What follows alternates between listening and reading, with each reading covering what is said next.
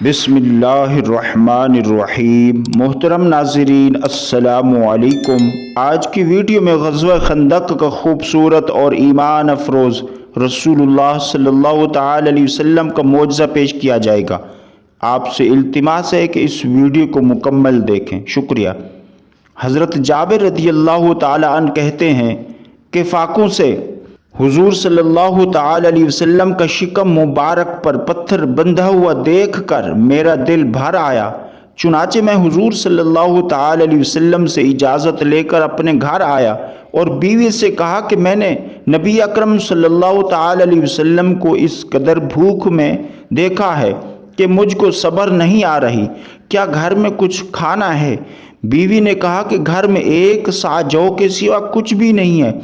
میں نے کہا تم جلدی سے اس جو کو پیس کر آٹا گوندھ لو اور اپنے گھر کا پلا ہوا ایک بکری کا بچہ میں نے ذبح کر کے اس کی بوٹیاں بنا دی اور بیوی سے کہا کہ جلدی سے تم گوشت روٹی تیار کر لو، میں حضور صلی اللہ تعالی علیہ وسلم کو بلا کر لاتا ہوں۔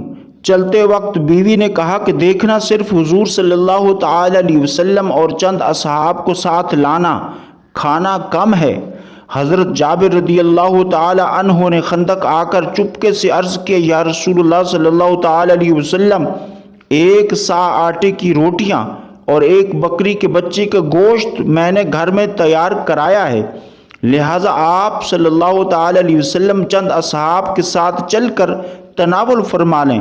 یہ سن کر حضور صلی اللہ تعالی علیہ وسلم نے فرمایا، اے خندق والو، جابر نے دعوت طعام دی ہے، لہٰذا سب لوگ ان کے گھر پر چل کر کھانا کھا لیں۔ پھر مجھ سے فرمایا، جب تک میں نہ آ جاؤں روٹی مت پکوانا۔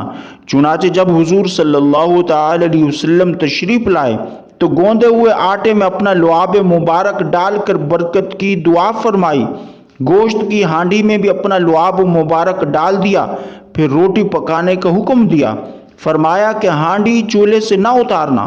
پھر روٹی پکنی شروع ہوئی اور ہانڈی میں سے حضرت جابر رضی اللہ تعالی عنہ کی بیوی نے گوشت نکال نکال کر دینا شروع کیا۔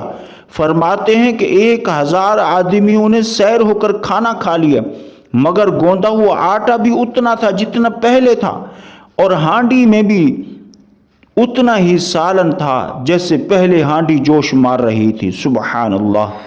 مزید ویڈیوز کے لیے اس چینل کو سبسکرائب کریں، شکریہ۔ السلام علیکم ورحمۃ اللہ۔